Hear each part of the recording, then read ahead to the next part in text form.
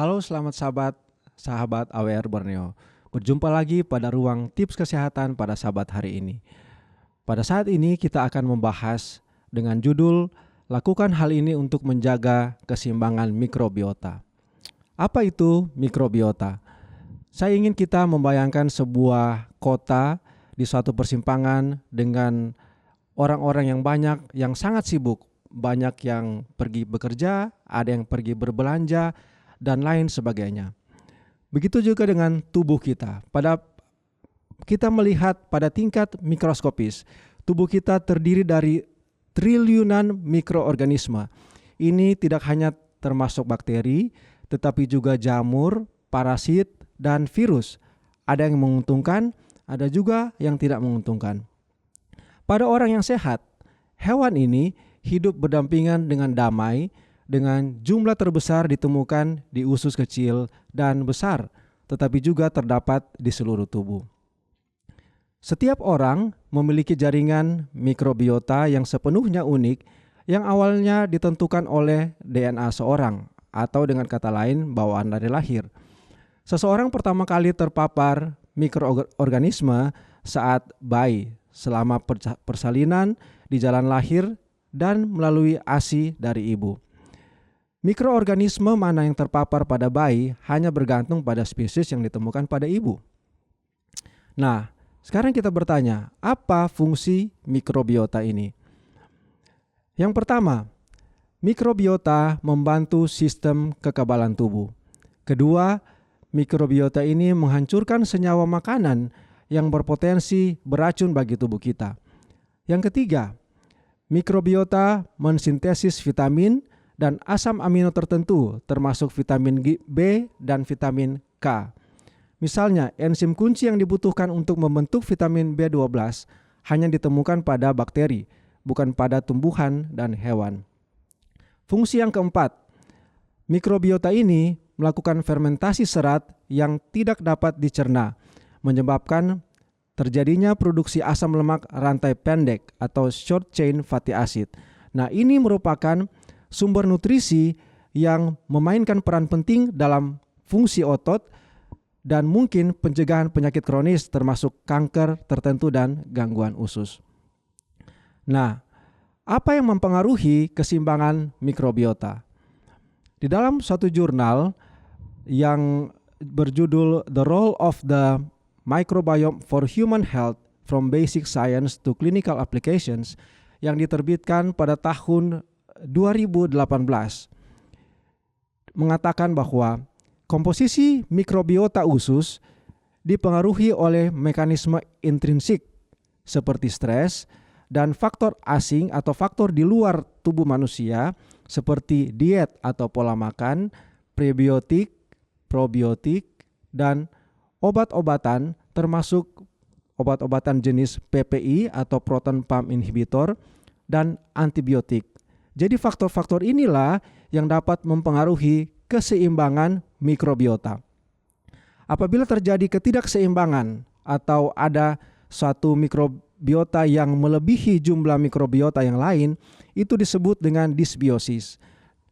Nah, dysbiosis ini telah terbukti berkaitan dengan penyakit seperti inflammatory bowel disease atau IBD, IBS atau irritable bowel syndrome, dan depresi. Jadi apabila terjadi ketidakseimbangan, maka penyakit-penyakit seperti ini akan kita rasakan. Nah, bagaimana cara kita untuk menjaga keseimbangan mikrobiota? Dalam satu literatur yang diterbitkan di National Library of Medicine, dikatakan seperti ini, dari semua faktor yang mempengaruhi keseimbangan mikrobiota, terdapat satu faktor yang paling major atau yang paling menonjol, yaitu faktor diet atau pola makan.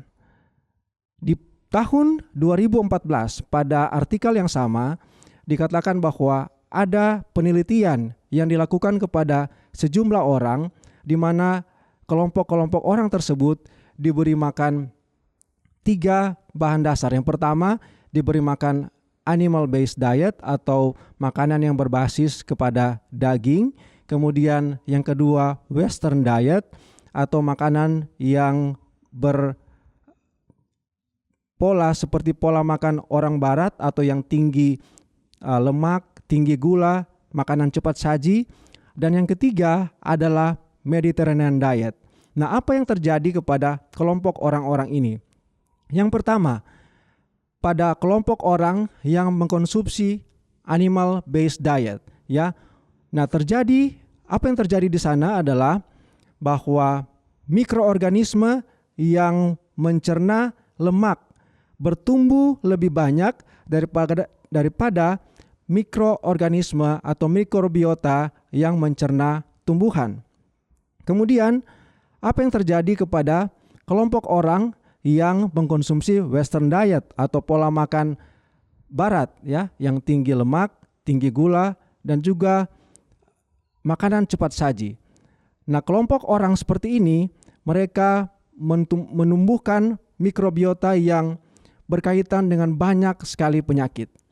Kemudian, apa yang terjadi dengan kelompok orang yang mengkonsumsi Mediterranean diet? Yang adalah, kalau kita ketahui bersama bahwa Mediterranean diet adalah pola makan yang mengkonsumsi banyak serat, makanan yang dikonsumsi dengan serat yang banyak. Dan hasilnya adalah orang yang mengkonsumsi Mediterranean diet atau pola makan Mediterranean ini berhubungan dengan bertumbuhnya mikrobiota yang sehat, ya, yang sehat dibandingkan dengan yang tidak sehat. Di dalam heart.org kita tentu ingin mengetahui, ya, apa isi dari Mediterranean diet. Pola makan Mediterranean berarti pola makan yang banyak buah, banyak sayur, ada kacang-kacangan, biji-bijian, dan lain sebagainya. Dan sangat sedikit sekali mereka mengkonsumsi dairy product atau sangat sedikit mengkonsumsi seperti telur, ikan, dan lain sebagainya.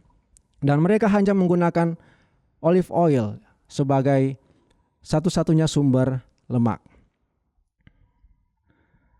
Dari artikel yang kita telah dengarkan tadi, bahwa makanan dapat menjadikan kita atau membuat dua hal bagi tubuh kita. Yang pertama, makanan dapat mencegah kita untuk memperoleh nutrisi yang baik untuk tetap sehat. Dan yang kedua adalah makanan dapat merusak atau menghancurkan atau membuat terjadinya ketidakseimbangan mikrobiota dalam usus kita. Mari kita coba bayangkan dalam usus kita, dalam dari usus kecil sampai usus besar. Apabila kita lebih banyak mengkonsumsi makanan yang tinggi gula, makanan cepat saji, tentu saja mikrobiota yang akan bertumbuh adalah mikrobiota yang lebih suka mencerna gula daripada mikrobiota yang mencerna serat dan lemak. Oleh sebab itu akan membuat suatu reaksi yang tidak sehat bagi tubuh kita. Dengan kata lain, ada sebutan yang mengatakan you are what you eat. Itu benar adanya. Di dalam Alkitab, dalam Kejadian 1 ayat 29, ini mengukuhkan apa yang telah sains katakan. Dikatakan di sana, lihatlah aku memberikan kepadamu segala tumbuh-tumbuhan yang berbiji di seluruh bumi, dan segala pohon-pohonan yang buahnya berbiji, itulah akan menjadi makananmu. Dan ayat yang terakhir, dalam Yosua 24 ayat 15, saya ingin ini menjadi komitmen kita pada Sabat hari ini. Dikatakan di sana, pilihlah pada hari ini. Dan seperti tadi kita sudah paparkan beberapa pola makan, saya ingin kita memilih pola makan yang Tuhan tawarkan kepada kita. Dan seperti Yosua dan keluarganya yang berkomitmen, saya juga ingin masing-masing kita untuk melakukan rekomitmen pada Sabat ini yang berkata seperti ayat yang terdapat di Yosua 24 ayat 15, tetapi aku dan seisi rumahku kami akan beribadah kepada Tuhan. Inilah yang menjadi tips kesehatan kita pada Sabat hari ini. Tuhan memberkati.